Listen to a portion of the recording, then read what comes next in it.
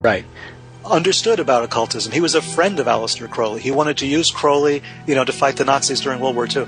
I mean, the interplay between secret societies and secret agents and intelligence operations, that's another whole subject for another whole conversation. Yeah, absolutely, and something you touch on in Sinister Forces a bit. I mean, you almost get this image that the sense that we're not that far removed from days when kings had magicians and wizards on either side of a battle, casting spells on their enemies. We are not that far at all. We are right there, my friend. Yeah, we are right there. Just a couple more questions, because I know we've already skipped through an hour with hardly the blink of an eye. But one of the favorite whipping boys of critics of Freemasons is General Albert Pike. Yeah. And you can find the copy. You can find Morals and Dogma online and read it. It's dense. It's tough to get through, but there are certain key phrases and paragraphs that he's written that jump out. His praise of Lucifer as the light bearer, for one thing. What influence does Pike have on Freemasonry today? Well, in terms of Scottish Rite, Pike is the godfather. There's a statue to Pike in Washington, D.C. Mm-hmm. So Pike is considered to be, the person who brought it all together, who figured out all the connections and who created an entire mythology, if you will, of Freemasonry. Yeah, not too many Confederate generals who have statues in Washington, D.C. Exactly. In fact, I think he's the only one. I believe he is. Yes. Now, he's been blamed, and I think, the jury's still out on this one because I haven't seen documentation to prove it, but he's been blamed for having been involved in the creation of the Ku Klux Klan. Mm-hmm. And that's one of the reasons he's a whipping boy, too, is that he's connected with the Klan. He was a bit of a racist. I mean, in some of his writings, it's there. He had serious reservations about bringing African Americans into Freemasonry, and wrote a letter to somebody saying, well, once that happens, we might as well close down the temples or something. So he was a racist, to a certain point. He was a Confederate general, mm-hmm. but he had no problem with Native Americans. No, I know. He led military units comprised of Cherokee or Choctaw That's right. during the war. Yeah.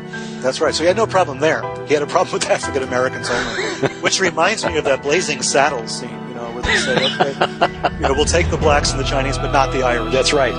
It's just ridiculous stuff. But anyway, that's what we have with Pike. He was a fascinating guy. He was obviously very well read, a very astute person. He spoke many languages. His intelligence, I think, is beyond doubt. Morals and Dogma has absolutely the best index I have ever seen in my life for any book. Every single page is indexed in there. You can look up any phrase, any word, and find it. And for those who have a copy of it, look up Lucifer, and you'll find his statement about Lucifer. Mm-hmm. Well, to be honest, the word Lucifer is Latin, and it does mean the bearer of light. Yes. That's a Lucifer. That's what it means. He was the son of the morning, according to some. Lucifer. The word, I think, Lucifer does not appear itself in the Bible because it is Latin. Translated from the Hebrew Halel, H-E-L-E-L, which means essentially light bringer. Yeah, light bringer. So the idea was that he was a falling star, that he was a meteor or something that fell from heaven, fell from grace, brought the light with him. And Pike goes on about that a little bit, and people use that as a way to demonize all of Freemasonry. Well, in the first place, Pike was writing in the late 19th century. Freemasonry existed for hundreds of years before that. I don't think Pike was revealing a secret about Freemasonry so much as wishful thinking, maybe, on Pike's part, or trying to show a relationship there. But at the same time that Pike is writing about this, or a little bit later, we have Madame Blavatsky, who creates the Theosophical Society, who starts a magazine called Lucifer. Mm. Okay, and she would not have considered herself a Satanist by any stretch of the imagination. But there's a kind of, how shall I put it, a kind of satanic element in this, in that we're going to use the word Lucifer because we know it irritates a lot of people. We know we're going to get attention, and it's going to irritate them, and the people that we're going to irritate are people we want to irritate. So let it be. Let the chips fall where they may. A little bit like Anton LaVey and the Church of Satan. I think LaVey was basically an atheist, but he wanted to use the word Satan as a publicity angle, mm-hmm. and to identify anything that was counterculture, against the government, against organized religion, and use Satan as the name that he put on top of it. So, there's an element of that in Pike And in Blavatsky, I think there was this idea, we're going to use this word, we're going to shake things up a little bit. Similar to going into Fenway Park with a Yankees cap. Yeah, exactly. Yeah. Except that might be a little bit more dangerous. More dangerous, right. Yeah. I have read Dan Brown's novel, The Lost Symbol, and the Freemasons are treated very well.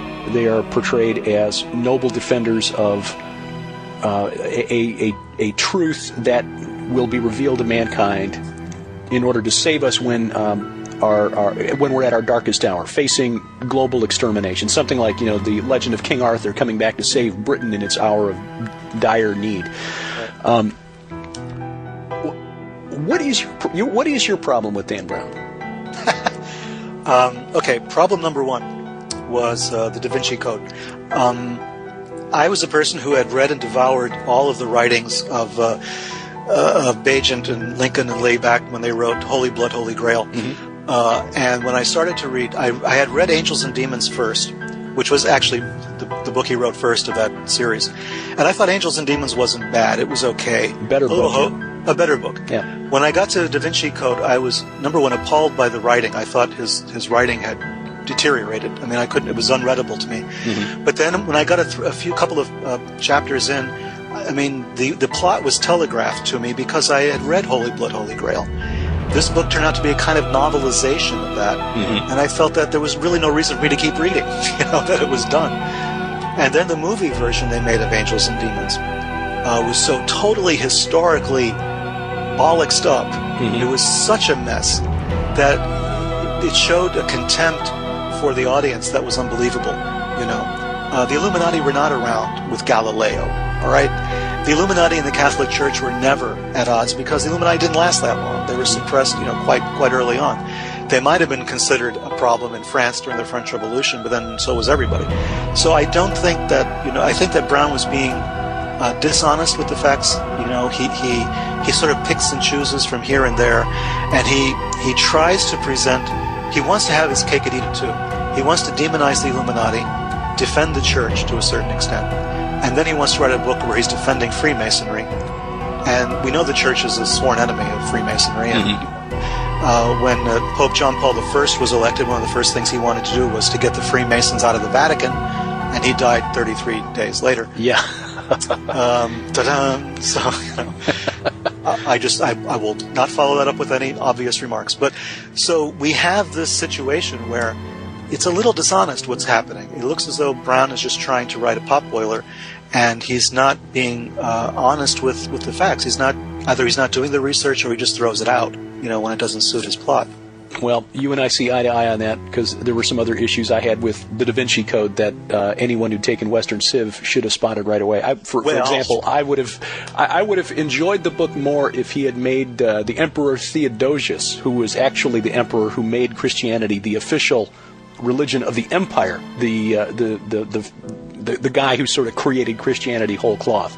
Yes, I still don't buy it, but at least it would have made more sense than putting it all on Constantine. But again, right.